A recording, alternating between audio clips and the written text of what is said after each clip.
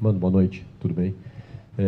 Queria que, bom, então, que você fizesse uma análise dessa partida, onde tinha todo o ambiente, né, favorável ao Grêmio, 50 mil torcedores, o Grêmio vindo de uma campanha muito boa no Campeonato Brasileiro, e o Corinthians perde um jogador no início da partida, e mesmo com um homem a menos durante talvez 80% do jogo, consegue sustentar uma vitória.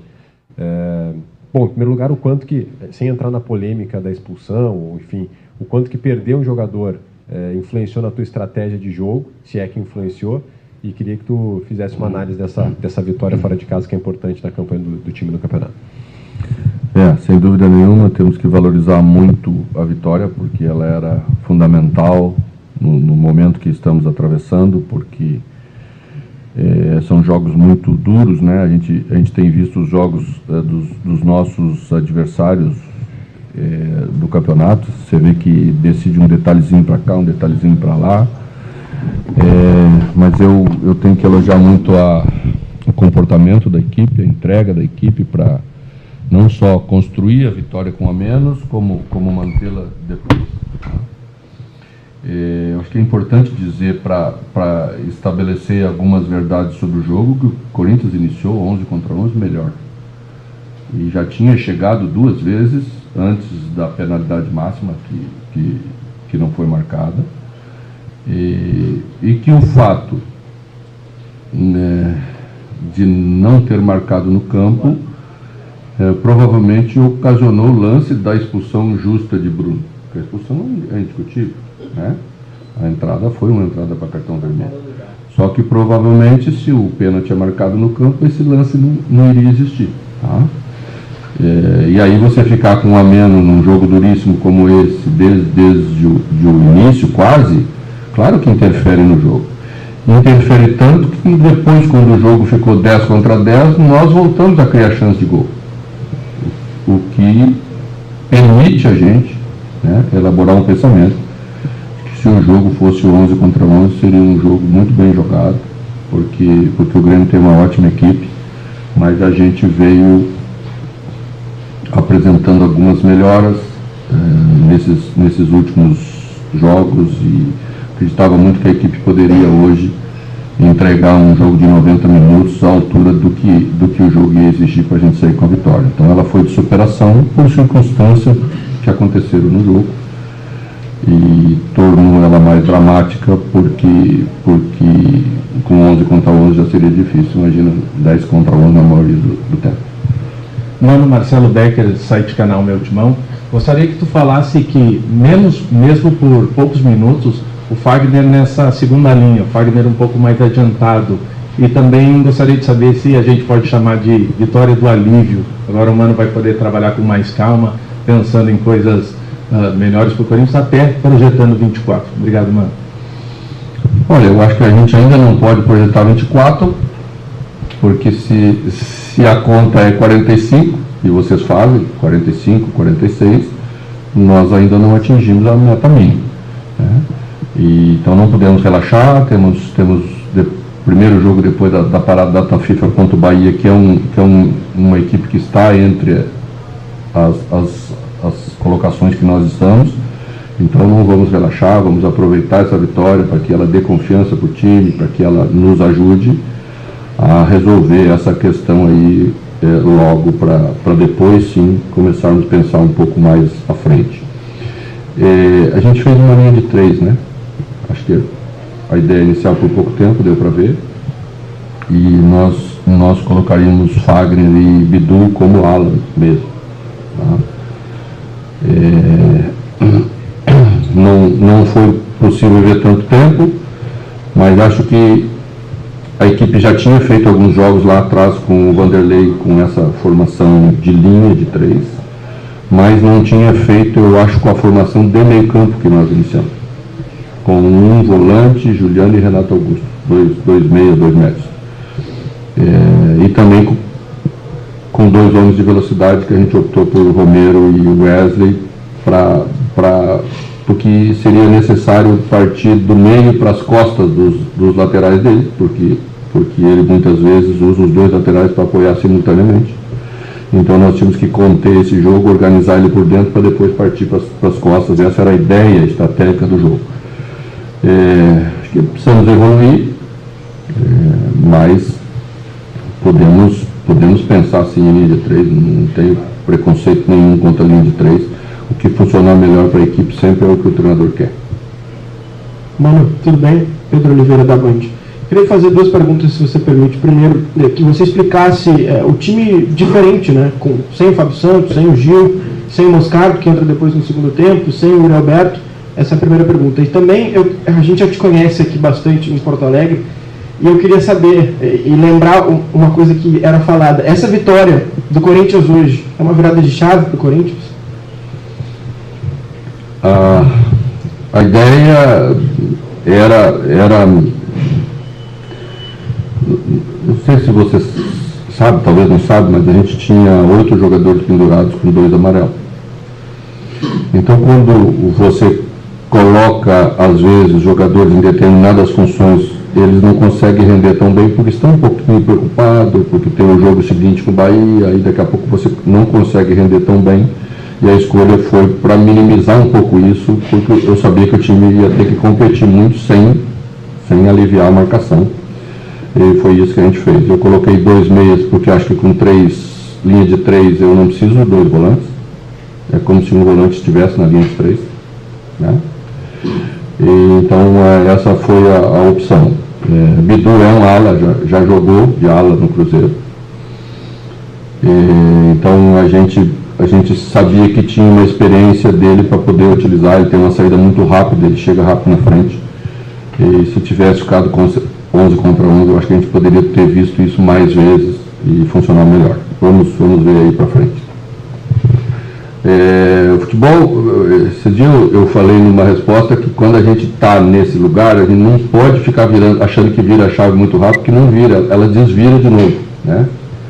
Então vamos primeiro cuidar disso, de sair das últimas colocações, como nós estamos. Eu acho que a equipe já está produzindo para sair, eu acho que isso é o mais importante de tudo. Já fizemos jogos em que durante um tempo do jogo jogamos bem, várias vezes, 3, 4 vezes.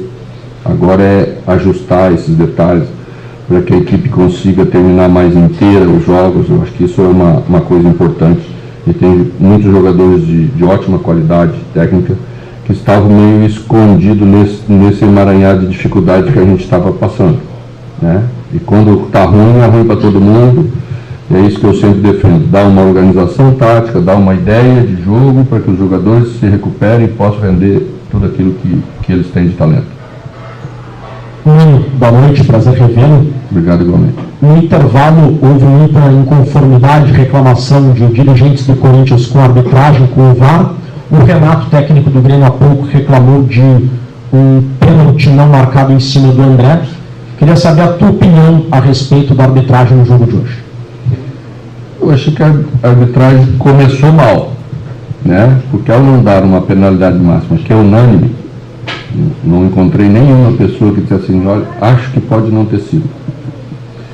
Você cria, aí vieram coisas junto com o jogo, tem as consequências disso, né? Logo em seguida a gente fica com 10, justamente pela expulsão de Bruno, porque o lance foi de cartão vermelho, mas daí se estabelece uma outra realidade para o jogo. O time que também queria jogar se coloca num grau de dificuldade, precisa segurar o jogo, já precisa segurar mais a bola, você traz outras coisas para isso. Eu acho que, comparado, eu não vi o lance que o Renato está se referindo, mas comparado com o nosso, ele deve ter sido menos. Embora eu respeite a opinião de todo mundo e dou o direito de todo mundo reclamar, porque eu também reclamo quando eu me sinto prejudicado. Saio feliz com a equipe, não vi outras consequências, porque entramos no vestiário, fomos trabalhar no intervalo, né? Eu acho que a gente precisa, de um modo geral, unificar mais as coisas, ter uma lisura e transparência maiores para todo mundo, para que a gente não sempre, quando se sinta prejudicado, já às vezes aventa outras coisas, né, que não é do jogo. Eu eu até ouvi um torcedor atrás de mim ali dizendo, mas no primeiro turno teve um pênalti claro para o Grêmio. Eu estava olhando o jogo, eu também acho que foi pênalti claro.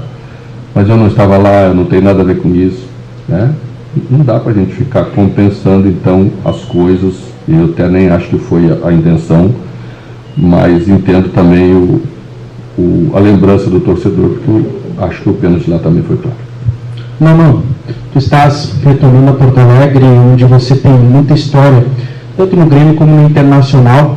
Você conhece muito das coisas do Sul, você está dentro de um contexto que, inclusive, está muito em voga, que você é da aldeia, conhece Grêmio Internacional muito de perto, uma história recente, inclusive, com o Internacional. Isso te tocou um pouco mais em relação a hoje? Você, de uma certa forma, atrapalhou os planos do Grêmio de ser campeão brasileiro. Isso te toca de alguma forma? E também, gostaria que tu falasse também de uma frase que você fez algumas semanas atrás, dizendo de um time que estava pensando em Libertadores e hoje está atrás do Internacional. Você citou o Inter, né, nessa situação. Do Corinthians, não citei. Do Corinthians, perdão. Não citei o Inter. Não citou, não foi o Inter? Não citei. Não citou? Não. Tá, e essa aí em relação ao Grêmio? Não tenho nenhum sentimento especial em prejudicar o Grêmio, muito pelo contrário.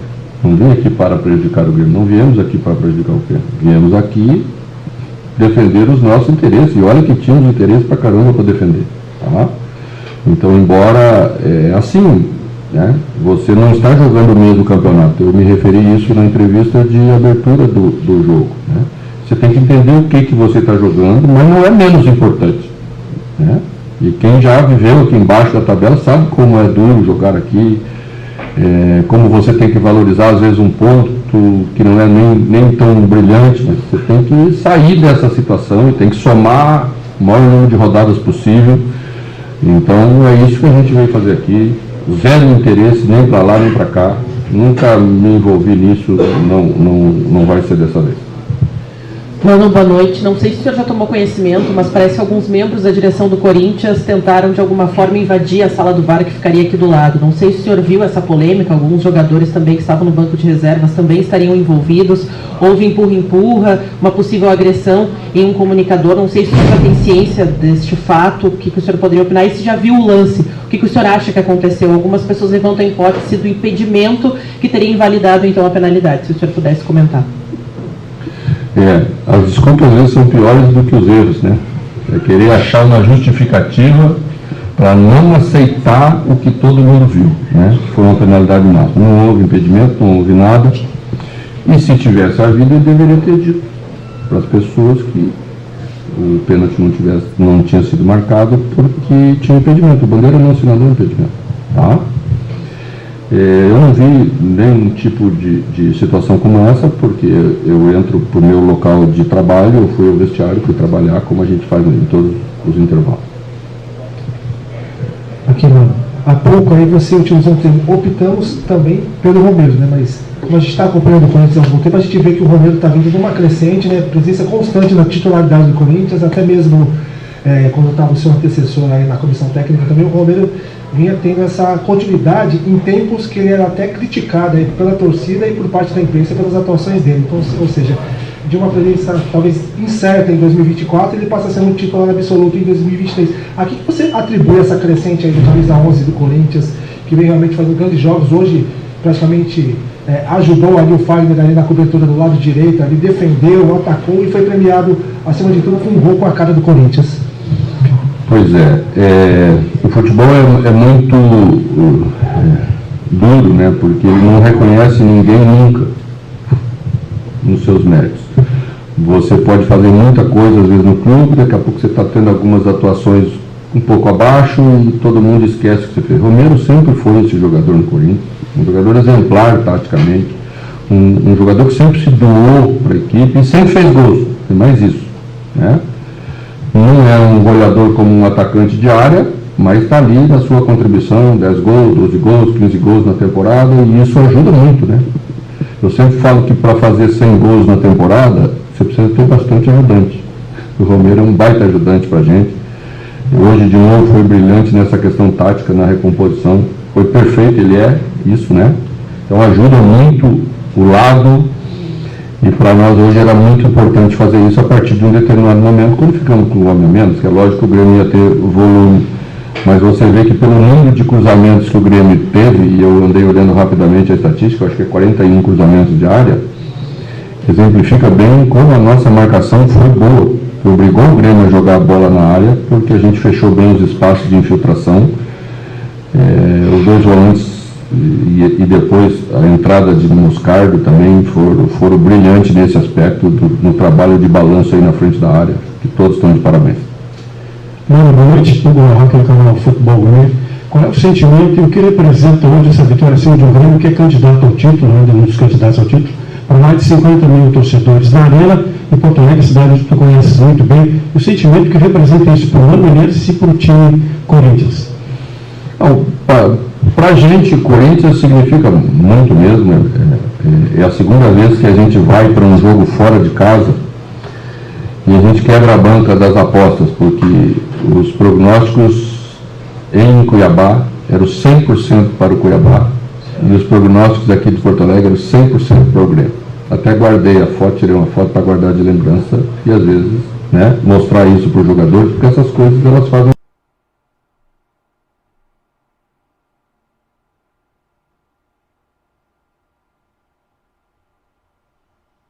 parte da motivação e da preparação pela segunda vez seguida num momento intransferível, porque se a gente não faz pontos aqui hoje, né, algumas equipes poderiam ficar a um ponto da gente e isso cria uma pressão maior ainda do que já é o Corinthians como um todo no seu dia a dia. Bueno, Alex Ginatti, da Central do Timão. Na última partida contra o Atlético Mineiro, você chegou a comentar referente a que o Atlético empurrou o Corinthians para a defesa e afundou muito, né? O time ficou muito recuado. E hoje esse problema o Corinthians não teve, inclusive teve alguns dos destaques, né, da partida como sendo os defensores. Eu queria que você falasse desse aspecto defensivo do Corinthians, dessa boa partida, né, no critério defensivo da equipe, principalmente da linha de defesa mesmo. A ideia inicial de formação era para resolver isso também. Ganhar um pouco mais de amplitude na última linha defensiva, para não dar iniciativa para o adversário como demos ao Atlético, pelos lados, né? Então acho que a gente foi melhor nisso, ia ser melhor ainda certamente com a permanência de 11 contra 11, mas com 4 também fizemos bem, né? Embora se somar direitinho, o Romero era o quinto jogador pelo lado também, né? Mas os jogos são diferentes, né? Nós estamos jogando na nossa casa, não estamos 11 contra 11, a gente sempre tinha algumas situações de atacar e se desorganizar. É diferente quando você fica com um homem a menos e o seu papel é defender. Você sabe que vai ser defender, né? Então, o que a gente fez? Fiz o básico, 2 linhas de 4 e 1, né? E esse 1 nem ainda no zagueiro do adversário, no volante do adversário, porque não ia ter sequência nenhuma de jogada com a gente lá com o homem na frente. Então a equipe se portou bem, o Grêmio colocou mais jogadores para dentro na última linha, isso também ajudou a definir a marcação, porque tudo que você quer nessa hora é definir, né? Porque aí você pega o seu e marca, né? O Atlético não optou por isso, o Atlético optou mais pelo lado e fez superioridade no lado para depois fazer o acabamento de jogada. Então o jogo lá também foi um pouquinho diferente. Mas acima de tudo, aqui foi de muita superação e elogiável o comportamento dos jogadores. Falei sobre isso, sobre o trabalho que fizemos nesse período, sobre como eles têm se dedicado nesse trabalho para cada um melhorar um pouquinho. Hoje, nenhum jogador teve cãibra, né? Que é aquele sinal do desgaste, do esgotamento total. Num jogo como esse, nós conseguimos terminar com os jogadores inteiros, e isso vem desse trabalho, dessa melhora, da entrega deles, na intenção de querer melhorar, que eu acho que isso é fundamental. Mano, Bismarck da Rádio Coringão. Você falou em Cuiabá que você tinha optado por um time mais experiente pelo momento do Corinthians e basicamente do meio para trás esse time foi se repetindo hoje um pouco mais alterado. O Renato Augusto falou na última entrevista na semana que a pressão era muito grande e às vezes isso atrapalhava até no momento de concluir. Óbvio, hoje não é o caso, mas eu gostaria de uma análise sua se esse time um pouco mais rejuvenescido, mais novo, menos tarimbado, do meio para frente, afeta na sua escolha na hora de montar o time inicial e nas alterações isso acaba caindo um pouco, como foi no jogo de quarta-feira? Obrigado. Olha, achei bem importante a entrada dos jogadores hoje, porque o que a gente estava tendo nos jogos anteriores, os jogadores que entravam quase nunca conseguiam manter o rendimento dos jogadores que saíram, né? Tirando a peculiaridade do jogo em si, né? Eu achei que os jogadores entraram bem, fizeram a função que deveriam fazer, e a gente vai ganhando confiança entre a gente mais, que isso é fundamental para o treinador manter ideias, né? E é isso que a gente vai fazer. Não é rígido, mais novo, mais velho, não acho que isso seja o fundamental. O fundamental é o rendimento. Você conseguir render e entregar bem, eu fico extremamente satisfeito e o time sai ganhando. Aqui atrás, por favor. Um gancho um pouco disso que você está falando das reservas, né? Foi um assunto também em outras coletivas. Queria saber se esse é um dos pontos que você pretende trabalhar nessa data FIFA e um passo além também, quais seriam os outros pontos que a gente pode esperar do Corinthians contra o Bahia lá na frente daqui a 2 semanas, por favor. Manter padrão, porque nesses jogos que eu me referi antes, a gente fez um período bom de jogo, mas depois oscilou de novo, né? Não é fácil você ir fazendo isso durante a competição, uma competição muito dura como é a nossa, tendo a pressão de ter que fazer ponto, porque senão você está lá embaixo, né? E é isso que o Renato se referiu provavelmente e que atrapalha, né? Também o ano e o período eles vão se tornando duros para o torcedor, ele vai perdendo um pouco a paciência. Eu me lembro que em 2008, quando cheguei a primeira vez no Corinthians, o torcedor era muito ansioso. Quando a gente tocava a bola atrás, um pouquinho para lá e para cá, o torcedor se irritava no estádio, porque era um período duro, né? Então ele já quer que você pegue a bola e vá em direção ao gol e ataque a todo momento. E esse sempre é o pior caminho, né? O que aconteceu durante o período? O Corinthians se tornou vencedor depois desse período e o torcedor também foi se acalmando. Ele não ficava mais bravo com aquele 1-0 que se repetia, porque ele sabia que ia ser 1-0 para o Corinthians no final, mesmo que fosse duro, né? E o torcedor foi se acalmando na arquibancada.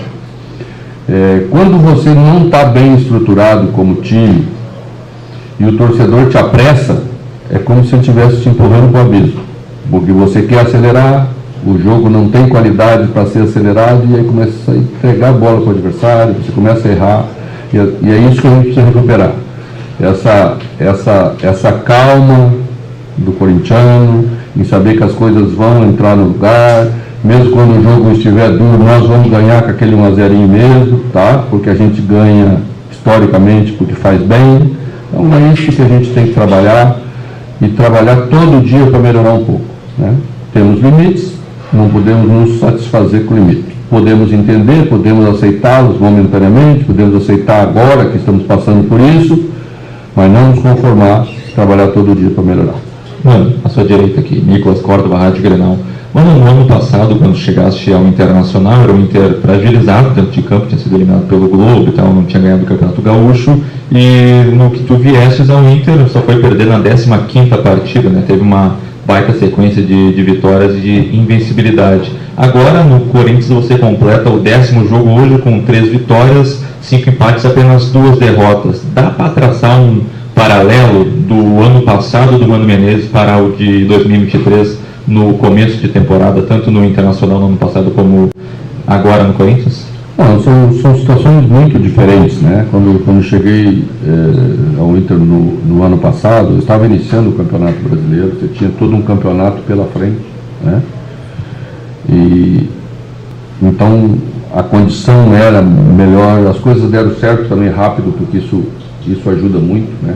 Você começa a ganhar, aumenta a confiança, as coisas vão andando mais naturalmente. Quando isso não acontece, demora um pouquinho mais, aqui não é momento daquilo, né? A gente conseguiu no ano passado fazer a melhor campanha do clube no Campeonato Brasileiro, de todos os tempos. Então, é sinal de que as coisas já estavam bem, o trabalho era bom, o trabalho anterior era bom, você ajusta algumas ideias e as coisas se encaixam e andam bem, né? Então, são situações bem diferentes. O futebol exige da gente o tempo inteiro, né?